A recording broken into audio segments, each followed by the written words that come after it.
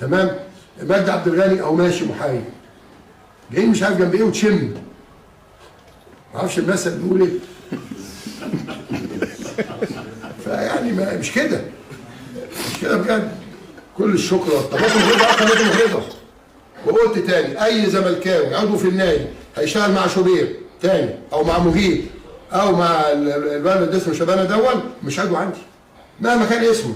هتقول لي ده سامي الشيشيني، هتقول لي ده اسمه مش الشيشيني، مدحت عبد الهادي، هتقول لي اسمه ايه التاني ده احمد اسمه ايه؟ احمد عيد. لا مش عندي، ده مش عندي. هتقول لي احمد الخضري خلاص ما عندوش عندي، واشتكي مهما تشتكي. ما دام انت بتشتغل مع واحد ضد ناديك انا بعتبرك خاين للنادي بتاعك وانت مش قادر ترد عليه. يعني لما يقول ايه ان يعني في عز عندك ماتش وعندك وقف قيد وعندك الولد ده يقول لك ايه الفندق بعت انذار، طب عايز اشوفه بيطرد فيريرا عشان متاخر، اديك قبل ما تنطق كنا مسدين 3 اشهر في الميعاد بتاعهم. مش كده. فحرب يا جماعه زي ما تقول حرب بشعه تاني، بشعه ضد نادي الزمالك وضد رئيس النادي وضد مجلس ادارته. بس انا عايز من الجماهير المحترمه خليكم واعيين للي بيحصل. طبعا في كتير ملايين واعيه اللي بيحصل، لكن في البعض بقى من اللي عاملين نفسهم متزملكين. طب احنا لما كسبنا الماتش اللي فات بتاع سموحه حد نطق؟ لا. طب الحمله اللي معموله على ابراهيم نور الدين، طب ما ترجعوا الفيديوهات بتاعتي كده ال5 سنين اللي فاتوا وشوف انا عملت ايه مع ابراهيم نور الدين. انه ظالم ده راجل واقف يا جماعه على الكوره زي رمضان صبحي ابن النادي وقال لك انا بقلده وحامل ايده كده، هيجاملنا؟ وبعدين حمله، هو احنا لما 17 ماتش ورا بعض بنتفرن محدش يتكلم، لكن بيكون الحمله دي للاسف شوبير ومعاه بعض الزملكاويه تاني ومعاه بعض الزملكاويه للاسف الشديد. فما ينفعش يا جماعه، ما ينفعش اللي بيحصل دوت. وبعدين بتتفرج على واحد معتوه، ده معتوه والله، والمصحف معتوه وشكله انتوا شايفين شكله. طب طب خلي الخطيب يمشي ابنه. طب قولوا لي الخطيب احترامي ليه والنادي الاهلي، الواد ابنه مصطفى ده لعب كام دقيقه؟ مش كام ماتش، كام دقيقه؟ 7 دقايق في سنه. يعني دقيقه للواد مصطفى دوت واقفه بتاع 20 30 الف جنيه او 50 الف جنيه. طب خلي الخطيب يمشي، هتلاقي بكره بقى والخطيب واصله وتاريخه. هو ده شوبير يا جماعه، هو ده شوبير، هي دي شخصيته. فمن بعد العظمه هتقول اصل شوبير بيقول ما تنسى اللي جاب شوبير، ما تنساه يا ابني. ده راجل عدو نفسه مش عدونا احنا، عدو نفسه. هو مش شايف الا ابنه دلوقتي. والله العظيم اقسم بالله يا محمود يا خطيب، انت لو مشيت الواد ابنه دون تاني يوم هيقول عليك انك من كفاره للقريش وانك مش عارف ايه وانه كان زنديق هيقول عليك كده. طب هات ابنه عندي نادي الزمالك أن مرتضى منصور من أولياء الله الصالحين. شفت بقى مرتضى إيه؟ يا نهار أبيض، ده مرتضى ده إمام وتصلي وراه.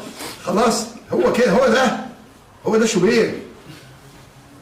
هو مش بيحب الخطيب ولا بيحب الأهلي، ده ياما هاجم الأهلي. هو اتوقف 6 أشهر ليه؟ في نادي الأهلي عشان صالح سليم الله يرحمه لما قال أدبه عليه وقال لك ده سرق مش عارف سيف دهب وقلة الأدب اللي عملها دي. صالح سليم اللي أنا كرمته بقى في قلب نادي الزمالك عارف قيمته. ولغايه دلوقتي انا احمل توكيل من زينب هانم زوجته المحترمه الفاضله. فيا جماهير الزمالك ما تتفرجوش عليه، لا هو ولا الواد اللي اسمه شبانه. عندك مدحت شلبي راجل يعني محايد، عندك ابراهيم فايق احيانا واسم محايد، عندك اسمه ايه هاني هتقول محايد، اعتبرهم محايدين. عندك سيف اهو محايد تمام. مجدي عبد الغني اهو ماشي محايد، جايين مش عارف جنب ايه وتشم، ما اعرفش المثل بيقول ايه. فيعني مش كده، مش كده بجد. كل الشكر والتقدير والاحترام لكل الناس اللي وقفوا في هذه الازمه وساعدوا على حلها، وكل الشكر والتقدير انهم قالوا لي اوعى تقول اسمائنا عشان هنتشتم تاني يوم تمام. وانا هو احتراما ليهم نفسي اقول عدد كبير من الاسماء وقفت لغايه ما الازمه اتحلت، وده مش عيب لان اهو السيد رئيس الوزراء نفسه تدخل في الازمه بتاعت الاسكندري، والسيد وزير الشباب تدخل في ازمه الاسماعيلي. فده مش انك انت لو قلت يا خلاص حد بس كده ثاني يوم هاشتاجات شتيمه هذا الفاسق الفاجر اقتلوه واعدموه. استاذ كرم جبر انا بشكرك جدا وبشتكي لربنا وبشتكي لك من هذه الصفحات المأجورة، سواء المنسوبة زورا لنادي الزمالك أو اللي هي تبع الأستاذ محمود الخطيب، وعارفين جمال جبر وجمال الجرحي، عارفين طبعا احنا الصفحات دي كلها. من فضلك انا بقول لك اي صفحه عندي بتشتم محمود الخطيب او النادي الاهلي اقفلها، انا بقول لك اهو اقفلها، اقفلها فورا قبل ما تقفلها عشان بتشتمنا. نفس القصه في صفحات النادي الاهلي من فضلك، او القنوات اللي شغاله الخاصه ديت، من فضل حضرتك انا اللي بقول لك اقفل وابدا بينا، احنا ما عندناش مشكله، البلد محتاجه الهدوء. تمام؟ وعشان كده بيقول لي ارفع قضيه على جمال علام، لا تروح الفيفا. على فكره لما انا ما اشتكيتش الفيفا خالص، انا قلت له الموقف القانوني كذا، من فضلك عايزين نأيد بلدنا، شكرا. لان انا عارف لو انا دي شكوى انا عارف نتيجتها ايه، حل اتحاد الكوره وقف النشاط الرياضي لانه خالف اللوائح والقوانين الدوليه. تمام؟ فاحنا بنشكر ربنا الاول وبنشكر كل من ساهم. فرحه جمهور الزمالك، كل ما تجيلكم الفرحه تلاقوا حد يعكنن عليكم، اصل احنا خايفين.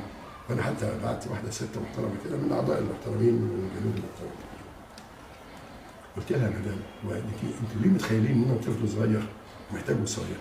انتوا ناسيين ان انا اقدم رئيس نادي في مصر، انتوا ناسيين ان انا واحد بيقولوا ان انا من الحمد لله من اشهر المحامين في العالم العربي، انتوا ناسيين ان انا راجل قانون واخد جائزه دوله في القانون عندي 24 سنه. يا جماعه انا مش عايز عليها اوصيه، سيبونا نشتغل. معايا مجلس اداره على اعلى مستوى، معايا جهاز مساعد على اعلى مستوى، مش كل حاجه تحصل خلي بالك هيعملوا فيك كده. انا مش فاهم يا جماعه، طب ما تجيبوا لي بقى بتاع ده يقول لي ايه ولا بلاش. افرحوا يا جماعه، افرحوا الحمد لله، يوم الاحد هنستلم